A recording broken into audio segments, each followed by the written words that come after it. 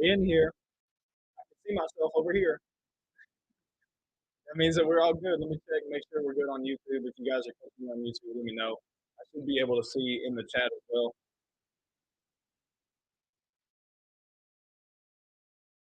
There we go.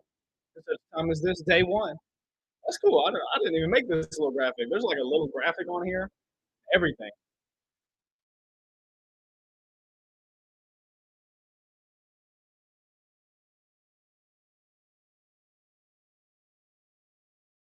We're gonna get started here in just a minute.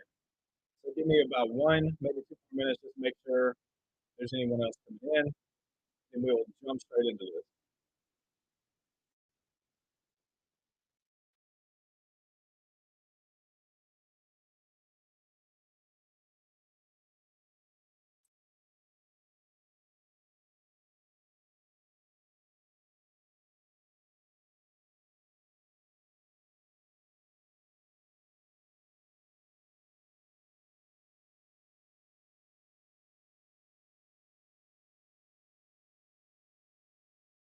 All right, 30 more seconds. 30 more seconds. We're gonna jump straight into this.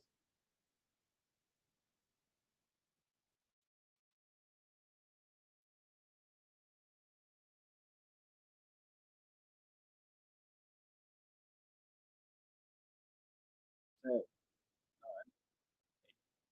seven, five, four, three, two, one. Turn this off. We're gonna jump straight into it. All right, everybody. Welcome to the For Such a Time as This challenge. I am your host, Stephen Pemberton. I'm so excited for you guys to be joining me here today. And so this is what the For Such a Time as This challenge is all about. It is how to connect your faith to your business to achieve freedom without reciting mantras and cutting back in life. This is honestly how I've been structuring my life for the last few years, but especially the last year, being able to push out into abundance instead of being stuck in scarcity and in lack. And this is kind of one of those life verses for me. When we first started running events, so this is my wife and I, a couple of years ago, she actually wrote down this verse and it has stuck with me ever since. I actually wear it around my neck almost every single day. I didn't wear it today. I probably should have, since this is the verse. But Jeremiah 29:11, for I know the plans I have for you, declares the Lord, plans to prosper you and not to harm you, plans to give you hope in the future. So welcome everyone who is catching me either live or on the replay. If you are on YouTube, let me know. If you're in the Facebook group, please let me know that you're here. And this is day one of the For Such a Time as This challenge. Shout out to my wife for the cool graphics. So my goal for this challenge, the only way for you to exponentially grow your impact and your income is through making your business God's business. The only way to make your business God's business is to understand what he says about you and your business based on the Bible. So that's what we're going to be going through these next few days, is understanding what does he say about me and what does he say about creating wealth and what does he say about my business. So if you're joining me and you don't have a business, amazing. This is such a great way for you to build the foundation to actually exponentially explode when you do fully step into business, if that's the route that God is taking you. So first and foremost, before I even get into any of my notes or really into these slides, make sure whatever you're doing, if you're here today, I hope as you prayed about it to make sure that this is God's will for you, because the number one most important thing that you will learn, and I hope that you will understand from today moving forward, is it's all about obedience. It's all about his will and his will being done, not only in our lives, but also here on the earth. That's what Matthew 6:33 is all about. So who is this for? I just stated it. If you have a business, but you feel there's a disconnect between you and your purpose, or you want to grow your business based on kingdom principles, or you don't have a business yet and you're in a job, but you want to step fully into the vision for starting a business you believe that the Lord has given you, this is the perfect challenge for you. Again, I wanted to open it up and make it free. There's not even any upsells. And this is what we do for a living.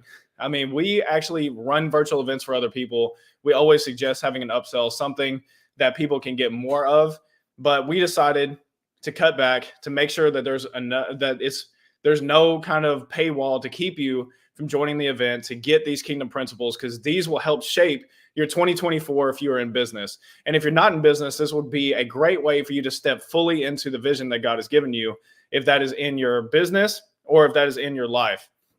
So next, is right here is what you get if you stay until the end. So you will gain biblical insights into your business, your relationships, and your life. And if you implement what I'm going to be showing you, you will have the tools to drastically increase your income and your impact. And this is John 10:10. The thief comes only to steal and to kill and destroy. I have come that they may have life and have it to the full. So one thing that I want to kind of break the mythos of immediately getting into it is that the Lord wants us to be impoverished. At least for me growing up, I don't know about you, but growing up, there was always this aura around the church that I went to that if you had wealth, you were corrupt. And I always believed that. And I used to always hear that. But what ended up being so beautiful and what I've learned over the past few years of being someone who's made a lot of money, and we're going to get to that in a little bit, but also just being surrounded by kingdom-minded entrepreneurs who have made millions and millions and millions of dollars, is that is not what the Bible talks about. This is actually a fun fact. This isn't even in my notes, but I feel led to say it. There was a buddy of mine. He said, do you know what Jesus talked about most? The one that there's the most verses about in the New Testament. He talks about money.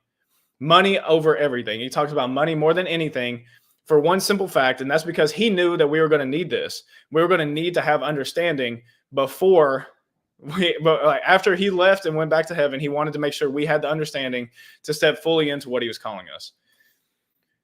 So how can Hello, everybody? So I'm making this video real quick. One of our play accounts here. All sorts of stuff. But how can I say any of this stuff that I'm telling you about when it comes to abundance, when it comes to making money? Well, for my wife and I, hello, if you haven't met me before, my name is Stephen Pemberton. And for my wife and I, we have done well over $3 million online selling products and services in a multitude of different ways. Amazon is one. You can see Facebook Marketplace is another one. We have my Stripe account from the past few transactions. And you can see that we've made money pretty much every way you could imagine. On Amazon, we literally have done pretty much every single model you could possibly imagine. And then with Facebook and Shopify and these different ways, we made a lot of money doing that. We also helped other people do that. And it's been such a blessing and an honor to be able to come into other people's businesses and them trust us with actually growing their business. So not only just through done for you stuff, but also through consulting. And what I've learned over that time, which again, this isn't even in my notes. What I've learned over that time is that, yes, of course, having a great product, you need to have that. Making sure your offer is down packed, absolutely. Having the skills is absolutely important. But just understanding who you walk with is what gives you the favor and the power to do what pleases him. So I want you to understand that is that my wife and I have made millions and millions of dollars. I have so many people in my network that have made a lot of money. Here's some testimonials for, if you went through the funnel, you probably saw these, but this is just some of the people that I've had the great honor of impacting. Oleg right here, he actually reached out to me in 2021, and he reached out to me and he said, hey, Stephen, I was watching your stuff online about how you were selling things on Facebook, and I implemented it, and it took my sales to up over $1 million. So not only have we made money for ourselves, we've been able to help our clients and just the people in our network make more money. And again, my name is Stephen Pemberton. I'm so excited for you to be here. And here's just some stuff. I'm showing you all this because I want you to understand that there is some credibility to what I'm telling you. These are some of the articles that have been written about me. This one was by far the hardest one. So this one right here, if you hadn't guessed it, if you're curious which one of these is the hardest one, this one was the hardest one. These are CEO lessons Stephen Pemberton learned from coaching a kids basketball team. There was an editor who did that. But coaching a kids basketball team really pushes your limits to what you know. In faith, oh man, in faith and in life. So with these lessons that I learned from coaching a kids basketball team, that's actually some of the things that we're going to implement here on day one. So this right here, this is something that I'm most proud of, is this moment. So what I'm most proud of is helping over 170 underprivileged kids from 2020 to 2021. And that was almost a 50. So between those 2 years, it was over $50,000 that we either had to donate or raise for us to be able to help these 170 underprivileged kids. And these were not just kids that we donated money to the Salvation Army, which those are great causes, but we actually went and found the kids. My cousin actually had the connection in the school systems, and we were able to find kids who were underprivileged that they weren't going to get Christmas. We were able to find kids in the backwoods of Tennessee. That's where we lived at the time. And we went and raised all the money, donated most of this money. And we had a friend of his that donated his basement. We actually were able to use his basement, 2,000 square feet unfinished, and we turned it into a warehouse. And then we were able to take all these gifts after we wrapped them and bought them and did all the things. We actually got to deliver them. So we were Santa and his elves that year in 2021, and it was just absolutely incredible. That's what this video is you're just able to see all of this. And these things here are one of the things I'm most proud of. Then last year, in 2023, we were able to travel with Transformation Church and help nonprofits in Atlanta and LA because we use our hearts, or use our hands to show our hearts.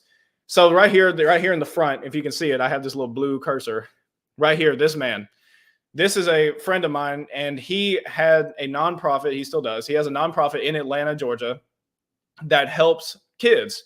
So they actually help the underprivileged youth in those areas, and they do it in a very kingdom way. And what was so beautiful about how the Lord has used me was that we were able to help connect him to Transformation Church. And then when we flew out and were able to actually use our hands to show our hearts, he was one of the few organizations we worked with, and he was able to be blessed. And not only was he able to be blessed, he told me that this was an answer to a prayer he had been praying for well over a decade. So I want you to understand that some of the things we're going to be learning here today and over the course of the next 2 days, you're going to be learning how to be a generational answer to prayer, not just a generational prayer. Because having those prayers coming from your grandmother, your mother, your great-grandmother, those are all amazing. But now we're going to learn how to step into being the answer. And I got to be the answer for somebody who'd been praying for a decade, and no church had aligned with them until one of the biggest churches, at least in the virtual space, in Transformation Church, came alongside him. So here's what people don't know. Here's what people do not know about me. I just told you all the success, right? I told you all the cool things, but now I'm going to tell you the other side of it. I'm going to tell you the real, who I am. My first business failed in less than 90 days. So when I quit my job, and man, this was back 2014. When I quit my job and I came home, we were running a business, and within 90 days, we were completely out of money, and we were having to move in with family, and that business was gone. So my first business failed in less than 90 days. It was really about 60, 75 maybe. We lost everything. And I always talk about this. If you hear me anywhere else, if you hear me on any of my podcasts, and I talk about this story of living in the basement, there was literal spiders because we were in Tennessee and this house was in the woods. The spiders were giant, and I hate spiders. I don't know if that's you. If that's you, comment spiders. Because, I mean, these spiders are like this big. They felt like they were the size of my head. And then what you see here in the middle, this big image here, is me and my wife. When we came to Transformation Church, they actually recorded a testimony of ours. If you want to watch this, it's actually on my Instagram. I have it pinned. I don't hide this. We don't hide this. My wife and I have walked through so much together. We've walked through infidelity. We've went bankrupt. And I told her I was never getting into business ever again. But God, if you look here in the middle, I just want to talk to this picture because it's not in my notes, is with this picture is right after, no, this was during version 2 conference at Transformation Church. When I came home, when I was there at Transformation Church, they were praying over me, speaking over me. This was actually Pastor Mike. He stopped the entire conference to speak over me with a move of the Holy Spirit. And then to the right of that picture, I actually found this not too long ago. It is, and you can read it. It's right there on the screen. My wife messaging me because I just told her that I was quitting my job to come home and be a part of the business because God told me to. And it's just so beautiful looking back on this, because if you look at point number 3 is go off by yourself and think and do whatever you need to do for at least a couple of hours. Because what she gave me the ability to do in quitting my job, she gave me space to grow into the man that I was called to be, space to actually become a spiritual leader, space to actually mourn the loss of a career. So that's just something I want to honor my wife with, is that she gave me space. If you look right here in June 14th, 2022, this is something else that not a lot of people know. This is shortly after we had just shut down $1 million business. So this was not a business that was flopping around and failing. We were making hundreds of thousands of dollars every single month. And the Lord told my wife, and then he confirmed it in me, that we were supposed to shut that thing down. And in this note, I won't read it all because we'd be here for a minute. The note talks about how we were blessed with $3,000. The note talks about how we were having to sell everything because the landlord was kicking us out of the house and they were selling it. And so it also talks about how we are going to be moving in with my cousin. So this isn't a matter of months. Like, Lord told us to shut down a business. About 60 days later, the landlord's calling us saying that we got to get out because they're selling it. We don't have a stream of income. We're sitting there paying the employees that we had. And this is something that it was really difficult at the time, but it was also this moment where I said, okay, God is with me. He is for me and he's leading me somewhere. And FYI, that $3,000 that we got, we ended up giving it away because, that's how we do it with the Lord. So now it's time to jump into this part. So you got to hear about me. You got to hear about the successes. You got to hear about the failures. And you got to see both sides of the coin, not just the one side that most people show you, which is just the hype and the glam. So now this is time for you to really dig in, get your notes, get your smartphone, get your computer, get your tablet, whatever you got to get. But I want you to take notes here because we're going to be breaking through the unseen barriers that's holding you back from a thriving life and a thriving business. So this is this verse right here. I've been holding on to this. I've said it time and time again. Deuteronomy 8:18 in the New King James Version. And you shall remember the Lord your God, for it is he who gives you the power to get wealth, that he may establish his covenant, which he swore to your fathers, as it is this day. So if you read this verse, this is Old Testament. This is back when most people think that God is just wiping people out, but it says it right there. And you shall remember the Lord your God, for it is he, not your mom, not your dad, not your mantras, not your chakra crystals. It is he who gives you the power to get wealth. It's not your mentor. It's not even your people group. It is he, the Lord, your God, who gives you the power to get wealth. So today we're going to be breaking through these. We're going to be breaking through 4 mental barriers. How many are we going to break through? 4. That's right. So first one, mental block number 1. I was told being rich was evil.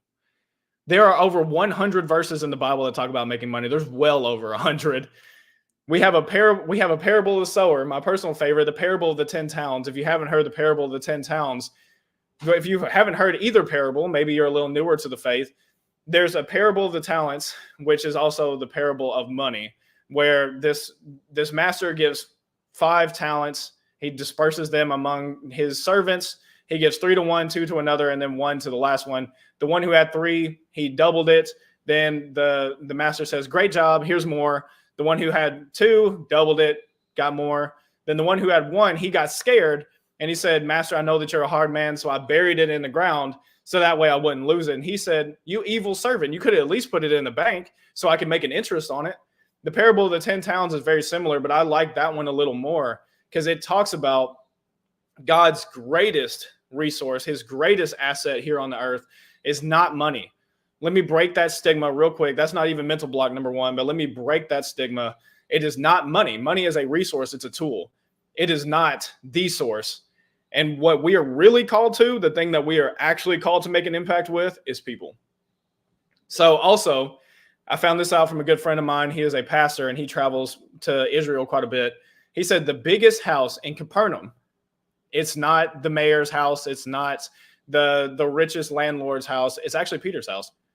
So fun fact, if you get nothing else from this, you get the fun fact that if you are playing a trivia game and you want to say, what's the biggest house in Capernaum? You can say it was Peter's house. So we have the story of Paul. If you're talking about money being rich was evil, the story of Paul being shipwrecked, we've heard that story where they're on the boat, they got to throw all the stuff over, then they get shipwrecked.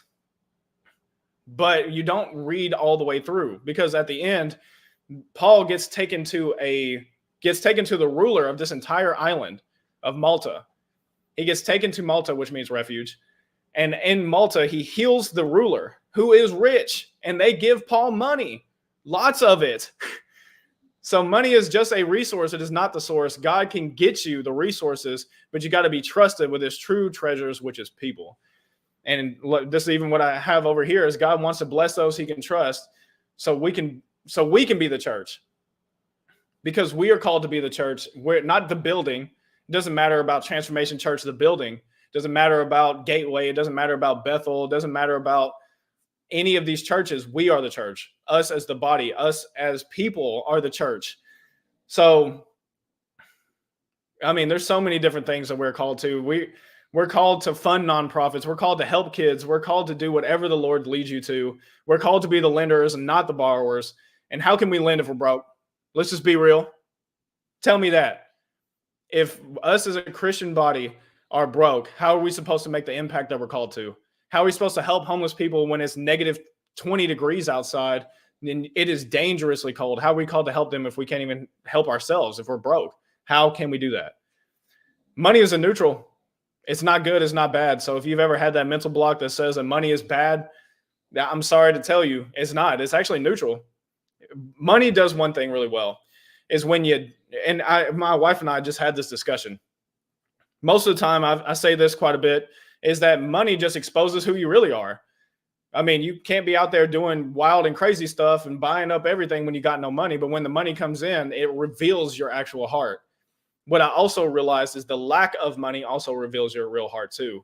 Because when you're in a hard spot, when you're caught in lack, when your back's up against the wall, like a lot of people talk about in songs, do you come out swinging? Do you come out trying to be crooked and trying to steal from somebody? Do you treat people the same way that you would if you had a lot of money? What it does is either way, if you act a different way because of money, then you might have a love of money or mammon and not a love of God. So that's mental block number one, because God will get you the money.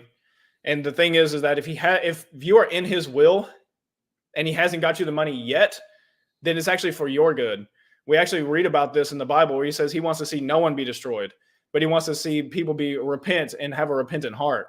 So if we are called to whatever this vision is, the will of God in our lives, then we need to be aware that if it hasn't happened yet, there's something in my character or there's something in my environment that is going to detrimentally impact that thing if it comes into my life. Mental block number 2. No one else in my family has ever done this. Well, welcome to it. Before my wife and I had made a couple $1 million online, nobody in my family had ever done it. We have one family member that is in business, and most of the other family members thinks that he's doing stuff under the table. Is he? I don't know. He could be, which then would go to reveal, back to mental block number 1, that for him, he would rather have money than to have integrity. For me, I'd rather have character than to have money, because with the right character, if I'm taking care of the people well, God will give me the resources. But no one in my family has ever done this, Stephen. So how can I believe that this is for me? This is where trusting God is really important. Because if God gave you that vision, if he gave you this mission to accomplish here on the earth, his will, not yours, then step into that thing, because he will align the resources around you that you need. It may not be money in the beginning. It may be people. And the thing is in the Western culture, we get so stuck in success being money. But what if that's not his success for you? What if his success for you is you actually living a fulfilled life? You helping your family, you helping other people's families, you starting a nonprofit that helps kids who have no family. What does success mean to you shifts everything, because yes, maybe your family's only ever done things one way. Maybe they've only ever told you get a job, go to college, make sure you've got all the degrees, more degrees than a thermometer, so that way you can have this amazing job, retire when you're 87 years old, live for 2.5 years, and then die. Maybe that's the dream you've been fed your whole life. And I'm here to break that myth, that if that's not what you're called to, if every morning you wake up and you're just like, there's something more in me, there's a bigger calling in me, there's more that he wants to get out of me than just going to this job every single day like a mindless zombie. If that is how you feel, then there's something in there that he wants to get out into the world for his kingdom, his glory, not yours. Sorry. Maybe it'll bring some eyes towards you, but that's not the purpose of it. The purpose is to bring him glory. So I just want to be an encouragement to you that it doesn't matter if no one else has ever done it. He's calling you to it. Mental block number 3. I don't have enough money to make an impact now. I probably have not quoted a scripture more than this one in all of 2023, because I used to believe that I don't have enough money to make an impact now. But Peter said it in Acts 3 verse 6, Peter said, "Silver and gold I have none, but such as I have, I give to thee. In the name of Jesus Christ of Nazareth, rise up and walk." So in this story, this is a King James version, so there's a lot of these and those and all that stuff. But in this story, Peter, and I believe it's with James, they walk up and there is a beggar at the gates. And the beggar says, "Sir, can you give me some silver and gold?" And he tells them, he says, "Well, silver and gold I have not, but what I do have I freely give." And then he tells the guy to stand up and walk. This is a lame man at the gates. So I want you to understand that you don't need money to make an impact. When money is not the catalyst to your impact, it is just an extension of your impact. There's people that are in my network right now that I've been so blessed to get to know on a deeper level that they've made hundreds of millions of dollars. And I'm not saying that to say anything other than God can do what he needs to with and without the money. They were making an impact before they had it. And now they're making a bigger one with it. So wherever you are, if you're watching this and you're a multimillionaire, amazing. How is the Lord using your money right now? Is he actually using your money? Are you allowing him to use your money to make the big impact that even you know in the back of your head you're supposed to? And if you are making that impact, then I just want to congratulate you. And I want to thank you for listening to the Holy Spirit and allowing him to lead you. If you're someone on here and you're in a really tough spot right now, and you're saying, "Stephen, I want to make an impact, but I don't even have enough for my bills right now." I've been there. It wasn't even that long ago that I was there. Like, honestly, it was not long ago that I was right in that same exact spot. But I want you to understand something. You still have your hands to show God's heart in the world. So maybe you can go find a volunteer organization and go work with them to be able to make a bigger impact. Maybe you can go help out on the streets with the homeless people in the middle of the freezing weather to get them clothes, to get them the hot hands, to get them whatever they need, blankets. Maybe you can sit there and work with kids. Maybe that's your gifting. And what's beautiful is you will never know. You never know what God actually wants for you until you actually start stepping out the little obedient steps. Because when we've been given much, much is expected. I mean, we hear this with Uncle Ben all the time in Spider-Man. We hear, with great power comes great responsibility. And that's true. And the thing is, when we were given a successful business, we turned around and helped 170 kids in the matter of 2 years. We've helped actually more than that now, just through being connected with our money, with the money that we were able to make an impact with. It was 170. When we aligned with another organization, it was over 200 in 1 year. So I want you to understand that was without our money because we didn't have it. So God can do more with less, but he just needs your yes. And my encouragement to you, you don't have to wait. You don't have to wait until that money comes in. You can start making the impact now. God can start revealing to you now what your business is going to look like. And you have to hold firm to it. You got to hold firm to the faith that he has you right where he wants you, even when it doesn't look like it. I had an opportunity right before I came on today to listen to a video that I did a year ago, actually almost a little over a year ago. We had just gone to Version 2 conference, and at Version 2 conference, we got the word that we were supposed to move here to Tulsa, Oklahoma. And I'm watching this video, and we hadn't moved yet. We didn't even have a home yet. We hadn't done anything yet. And at the end of the video, it's 31 minutes long, I say, to those of you that watch this far, you're a real one. And I said, and if it's me watching this back and you can respond to this video, I would love to know where we are now, because I already know that God has blessed our business. I already know that God is blessing our family. I already know that we're making an impact in Tulsa and that we're an integral part of Transformation Church. Little did I know where I would be a little over a year later. Everything has changed in a year. So if you're watching this and you feel like you've been in this darkness forever, I promise you it's a season of your life. It is not the accumulation of your life, and this season too shall pass. This is not the end. This is just the beginning. And maybe he's walking you through a hard time, but I promise you, you're not waiting on him to do something. You're waiting with him as these promises come to pass. So I just want to give you that peace, because silver and gold you may have not, but what you do have, you can freely give. You may be able to help somebody move in. You may be able to help somebody move out. You may be able to help somebody achieve the vision that they have in their life. Maybe you can align with someone else, and maybe they don't need the money. They just need your skills. Maybe you're really great at something. And if you don't feel like you're great at something, man, this is exactly what mental block number 4 is all about. I don't know how, Stephen. I don't know how. How is the killer to growth? Because we always, when you get stuck in how, when you haven't even started, or if you're just moving in a direction, you've only taken a few steps and you say, how am I supposed to do this? If you're looking at the tree branch that's blocking your path and you say, how am I supposed to get over that? How? It's like you haven't even attempted to step over it. It could be a twig, but you've made this thing a whole sequoia tree because of the how.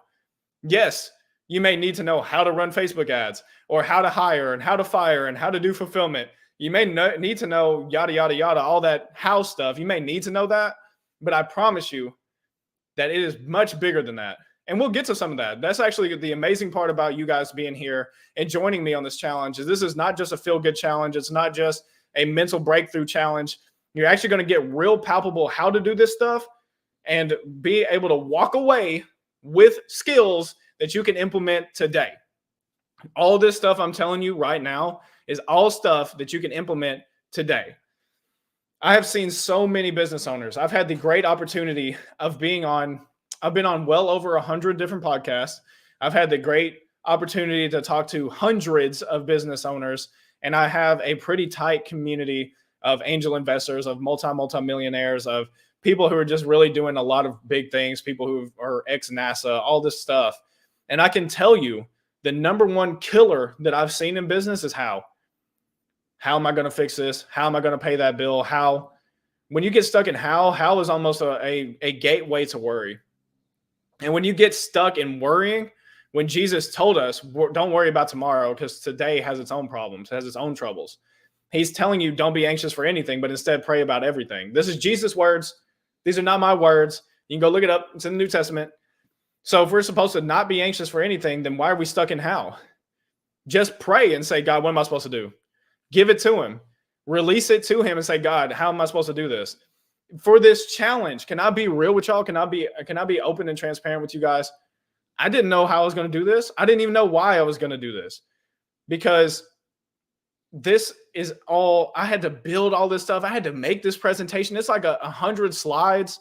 I wanted to make it good so you guys could see stuff and not just see my face talking to you. And I almost got stuck in how. How am I supposed to do that? How am I supposed to build out the funnel that you saw? How am I supposed to get people to actually join it? How am I actually going to teach them anything? But when I gave it to God, he gave me peace and he gave me direction. And that gave me the how. Because you would be so surprised if you can get out of that mindset of how am I going to do it and actually just step back and say, okay, God, you got to do it. You know more than you think you do. And what's beautiful, if you really don't know it, he'll send the right person. He'll send the right YouTube video. He'll send what you need to be able to accomplish how. But this is one of the biggest things that has really shifted the perspective for me is it's not about how, it's about who. Who are you working with and how are you helping them? If you can shift your perspective to how am I supposed to do it, which is really, it's actually really interesting. I don't know if anyone's ever said this, but how and who have the same letters in it.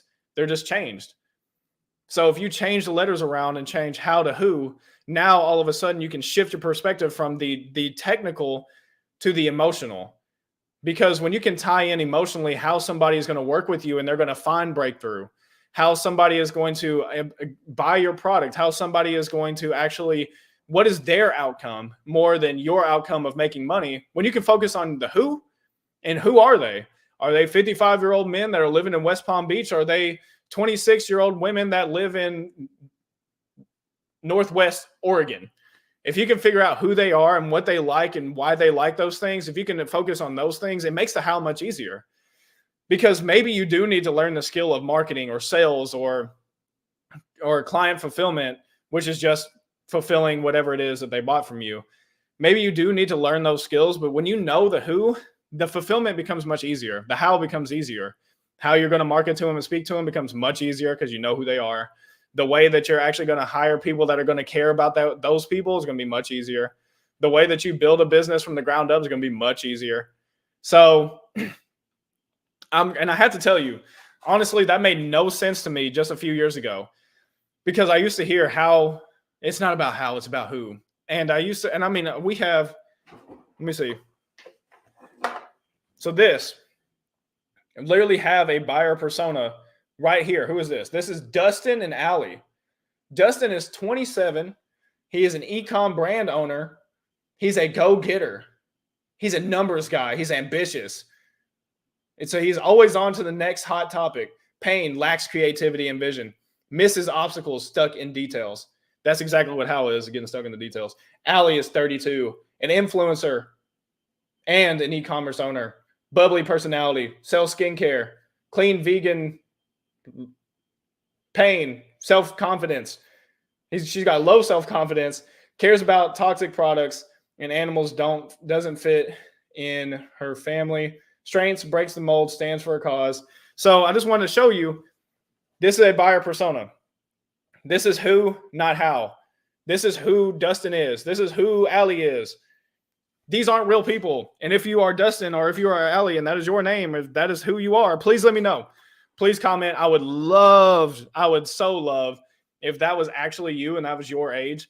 That would be incredible. That'd be a huge thing from the Holy Spirit. But with that being said, when you can figure out who they are, it makes a huge difference on what you're offering them. It makes a huge difference on how you present that to them. And it makes a huge difference on how they actually come into your network, if they come in through a free thing. So figuring out who they are and how you're going to serve them is going to serve you so much more than figuring out how. Because when you can, and I already said this, but when you cater, actually, this is great. When you cater everything towards who they are, now all of a sudden your way of actually getting clients, your client acquisition channel, is going to become much easier. Because if I'm making something, let me get my amazing handy dandy paper towel back out. If I'm making something for Dustin, who is a go-getter, he lacks creativity and vision, and I can say something like that where it's like, hey, I created you a product. I created something that helps people that lacks creativity. They may lack vision, but they're a go-getter. They're ambitious. They want to be able to take on the world, but they just don't know what they're going to do. If I created a product that said that, now if he buys it and it does those things, that it actually removes his pain, it helps him strengthen his strengths. Now he can step fully into more of himself. But what's really amazing is he's going to be able to reach other Dustins. He's going to be able to go to other Dustins and refer you. And when you become referable and not just having to run paid traffic, that is where you actually have a real business. Because if you're only having to run paid traffic, eventually that will run out. I've seen it happen with a big business, and I don't think they're doing near as well now. I haven't seen near as much stuff from them. They were doing $40 million a year, but they always had to pay for more traffic. They were not getting any referrals. So because they kept paying for more and more and more and more and more traffic, doing hundreds of thousands of dollars a month in paid traffic, as far as just spending, ad spend, that burned them out to where they started doing less and less and less and less in referrals, or less and less and less in overall revenue. So when you can figure out the who and not the how, that is how you get a sustainable business. But this is one of the questions. I hear somebody in the comment section right now saying, how do I make money? That is a great question. This is the biggest how that people get stuck on, is how do I make money? And how you make money is actually easier than you think. When you take your eyes off of money and you focus your eyes back on Jesus and you say, okay, Jesus, you called me to this business. You called me to this job. You called me to take care of this family. You called me to take care of that family. When you do that and your soul focuses on the Lord, now he can give you the ways to make money. You would be, I would be real with you. This is going to be our biggest month of business in the entire year that we've lived in Tulsa. And I've done less. And it's not because I'm doing less that I've gotten more. That's not the point. I've focused on Jesus. all of 2023. I focused on him. Every single day I woke up and I just did what I felt like he called me to do. I got in front of this computer. I actually added value to people. I loved on people. I prayed over people. I prayed over my business. I prayed over my systems. And what I saw happen is when I took my focus off of money and onto people, and I'm still working on this. Can I be honest, y'all? I'm still working on this part. Because there's so many times I may look at the bank account and be like, oh, well, we just spent $20 over here. Well, we should have saved that and we should have went here. I got $6 for a pack of bread. That's insane. But when you have those mental barriers, that means that your focus is on money. When you say those things, your focus is on money. It's not on the Lord. And when we can shift away from the unrighteous mammon to the Holy Father, our God, Jesus Christ, when we can focus solely on him, all of a sudden, money will come. But sometimes you just got to get out of the way. Sometimes you're in your own way. There's this misconception that you got to have money to make money. The example that I had in my notes was, and I guess I'll still use it, is we have made millions of dollars online without our own money. We started 2 e-commerce companies without our own money. And the way that we did that was we found a financial backer. We found somebody that was willing to invest capital with us. And we are so overwhelmingly thankful. I'm so grateful and thankful. They were getting paid out on a monthly basis because of the finances that we were able to use through them. But what I'm trying to tell you is you don't need money to make money. You can actually make money without having money. I've made tens of thousands of dollars running a B2B business with no money in. So just be aware that you can make money without having to have money. And even more than anything, I've said this a few times, but I want to leave you guys with this, is money is a resource. It is not the source. So make sure to focus on the source, which is Jesus Christ, and he will guide you in all of your ways. And if you've made it this far, congratulations, you made it to the end of my slides for day 1. We'll probably end it a little bit early. We'll go 45 minutes instead of an hour. But what I want to tell you, if you've been going through a hard time, or if you've been going through the most prosperous time, I want to tell you you're doing good. If you have just been feeling like you're getting punched in the teeth every single day and you don't see a way out of it yet, you're doing good. If you're showing up and you're trying to be a good husband, you're trying to be a good wife, and it just feels like that relationship just isn't growing the way you expected it to, you're not growing closer, it feels like there's this wedge between you, you're doing good. If you are trying to be a good parent, but yet it doesn't feel like that your kids are giving you the respect and the love that you deserve, but you continue to pour out your love on them and you continue to try to lead them in the ways that God has led you, I just want to tell you, you're doing good. I want to let you know that if you are in the middle of your business getting shut down, maybe because of COVID or whatever else happens, I want you to know that you are not a failure, even if the business fails. I wanted you to know that God still has a plan for you and you're doing good. If you're a pastor who's watching this and you feel like that your congregation is just leaving and it's just dwindling away and you feel like that God has called you to it so you don't understand what's happening, I want to just tell you, you're doing good. And if you're somebody who somehow you found this and you're on the phone right now, you found it through YouTube and you're in a whole different country and you're trying to figure out how to make a better life for yourself, you're doing good. I want to thank you for taking the time out of your day to actually just engage, to get in here, to start putting comments in the comments section, to join the group and be in there and actually engage, make posts, because that's where you're going to be able to hear more from me. I'm going to be able to interact with you guys. But whatever the Lord has for you and whatever has happened to you, it has happened for a reason. And God is with you and he is for you and he is doing all these things for your betterment. And honestly, I just can't wait to see you guys tomorrow, because tomorrow is going to be really interesting. Because for all of you who still have how questions, even though we just talked about this, even though we just talked about the how, what's going to be amazing about tomorrow is tomorrow we're going to be going through kingdom principles. So we're going to be actually taking kingdom principles from the Bible, how it's laid out in the world, and we're going to be applying them to your business in practical ways. So this is not just biblical, scriptural ways, but actually really practical ways. Say it with me. Say practical. Good. Practical ways. So this is ways that you're actually going to be able to implement it in your business and see impact now. And I just wanted to say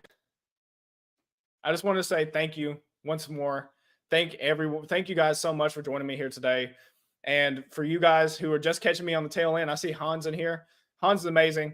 Hans he gives such incredible insight. And what I love about people like Hans who just dive in, who are willing to engage, is there's such a blessing that there's coming, not just for him, but for everyone else who just not only engages with this, but focuses on the content. Don't focus on me because I'm just a guy with a lion picture in the background that's staring at you on this computer screen. But God is with you. He is for you. He loves you and he cares about you. Even if you're in a hard time, he has not forgotten you. And it's